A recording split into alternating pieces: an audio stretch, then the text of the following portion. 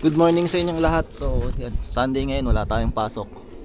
Lalabas lang tayo. So, papakita ko sa inyo kung ano itsura ng company namin pag napuno na siya ng snow. So, hindi naman ganun kapuno.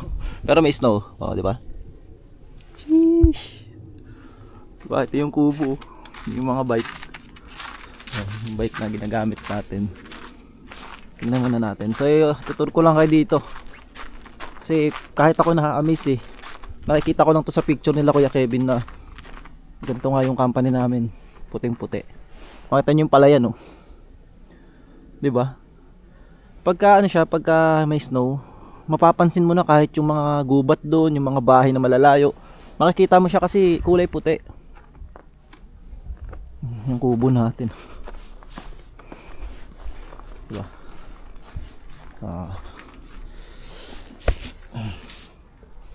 So yun. Sino ba nagpapasulat? Si Jeremy, chinataw kanina. So sulat ko na yung pangalan mo dito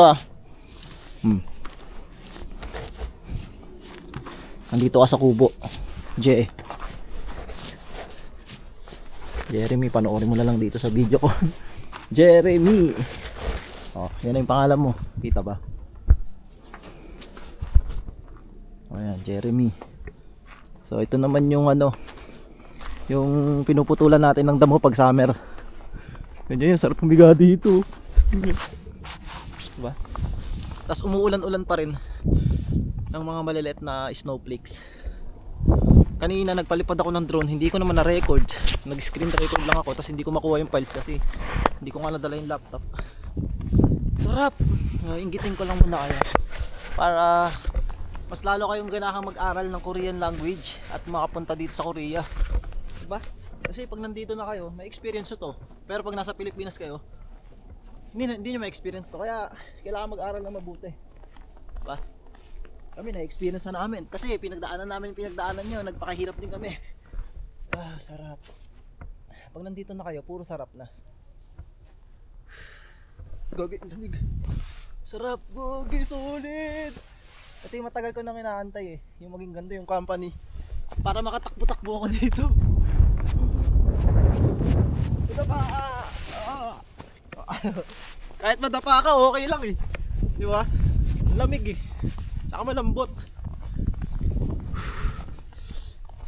Yung footprints natin. Gagi, malamig, seryoso. Nakamedyas lang ako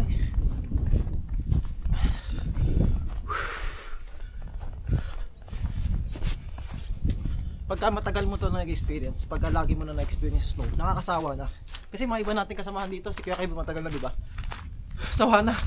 Ayaw nang lumabas kasi nga malamig. So syempre tayo first time lang natin na-experience to. Syempre kailangan sulitin natin yung moment na to dahil sa mga susunod baka hindi na tayo ganun ka-excited na makita yung snow. Pero excited pa rin. Sa una, tapos pag matagal na, wala na. Parang normal na lang sa'yo kasi normal na season lang yan dito sa Korea. So ito yung likod ng company natin yan, natutunaw-tunaw pa nga tas ito yung palayan sa likod namin. Ay gagi, delikado, madulas dito. Madulas kasi makinis tong namin makinis yung sahig. Yan naman. So pagka makapal daw yung snow, sabi ni Kuya Kevin, kunyari puro snow dito, maaga kami gigising para papalahin namin yung mga snow. May pampala dyan para meron kami daanan pagpapasok sa trabaho. Parang lalagyan lang ng weight dyan.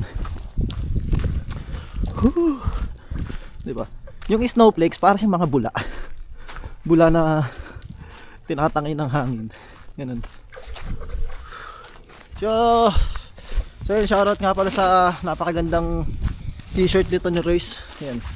Ito yung so may clothing company na may clothing line na nga pala si Royce the Vlogger. So ito yun, order tayo sa kanya. Nuevo Hero. Ibig sabihin, new heroes. Siyempre, tayo mga OFW dito, tayo yung bagong bayani, di ba? Kaya yan, Nuevo Hero. Ayun yung ibig sabihin. Angas, ang ganda ng ang ganda ng quality ng t-shirt ni Royce. Para siyang yung timpayaman na damit. Hindi ito, yung dito sa leeg na makapal.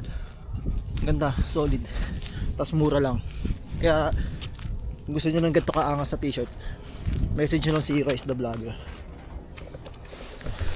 Ayan. Gagi. Solid. Tapos ay gagi.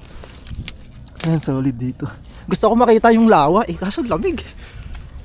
Kotse.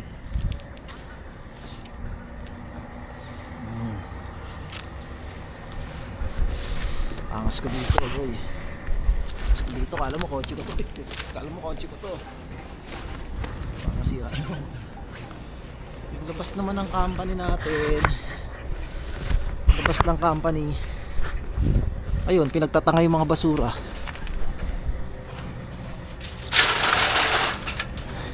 Sabi natin to. May dumadaan dito na truck na hinahawi yung mga snow pag umaga. Kung makikita nyo yung mga snow doon, yung mga basura natin tinangay, syempre kailangan natin ibalik yan. At may kukuha na ito bukas. So yun lang, no. Ito yung itsura ng company nga namin pag nag-i-snow, at ito yung itsura ng lugar namin. Natunaw na nga. Diyan tayo kagabi nagpicture, tas nag-angel diyan yun. Kaso nga natunaw na. Syempre tanghali, kanina mas makapal pa yan. Lamig. Masarap sa snow. Masarap talaga. Pero saglit ka lang talaga. Mamaya papasok ko na naman sa kwarto, tapos magpapainit ka. Kasi malamig talaga. Kahit anong kapal ng suot mo, lalamigin at lalamigin ka. So yung last na. Ay, madumi kasi dito. Parang madumi dito. Last na gusto kong mag-dive.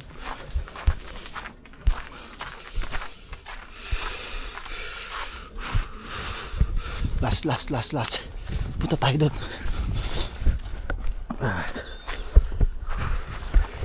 Yan, nod lang kayo dyan ah.